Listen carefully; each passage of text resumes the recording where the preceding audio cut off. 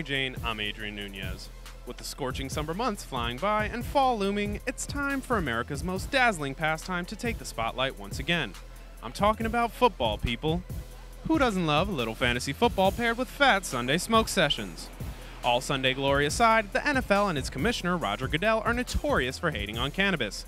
They hate it so much that they're suspending more and more players each season for violating the league's substance abuse policy for marijuana use.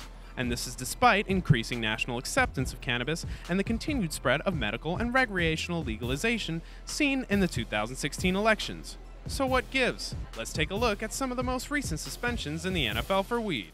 The Baltimore Ravens can boast 2 Super Bowl titles, but the franchise also holds the record for the most players suspended by the NFL for violating the substance abuse policy since 2010.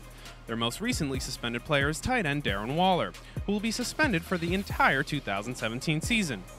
He was suspended for the first 4 games of the 2016 season because of marijuana use, and while he said that he'd change his life for the better, it's believed that this year-long suspension also stems from cannabis use. A tasty side of stoner history is that Waller is the great-grandson of legendary jazz musician Fats Waller, the man who sang stoner anthems like 1943's Reefer Song. Waller is one of 4 substance abuse suspensions this offseason believed to be related to weed. The others are former Bills and Steelers running back Carlos Williams, free agent Justin Gilbert, and the Cowboys' Randy Gregory. And suspensions for weed are definitely becoming more common throughout the league. Just last year, the Pittsburgh Steelers had 2 stars on the sideline because of suspension stemming from weed smoke. Their star running back Le'Veon Bell missed the first 4 games of the 2016 season, while budding receiver Martavis Bryant sat on the sidelines for a whole year for his violation. The most controversial suspension of all related to reefer is Bills offensive tackle Seantrell Henderson. In his second season, Henderson was diagnosed with Crohn's disease. The prescribed treatment for the bowel inflammation is cannabis, but the NFL does not even allow for the use of medical marijuana.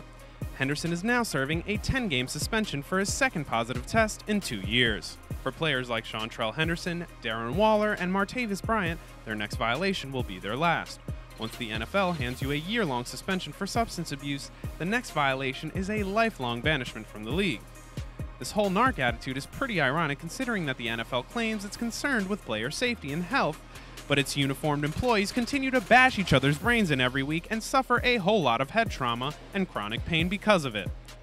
Currently, the league is still pushing dangerous, addictive opioid painkillers on players, when the better way to treat chronic pain is with, well, the chronic. Many former NFL players have come forward in support of marijuana legalization because it's helped them live better lives during and after their violent careers. It's a sticky situation, but it's definitely time that the league reconsiders its stance on pot. That'll do it for now, but for all your cannabis culture news, keep it locked right here to Mary Jane.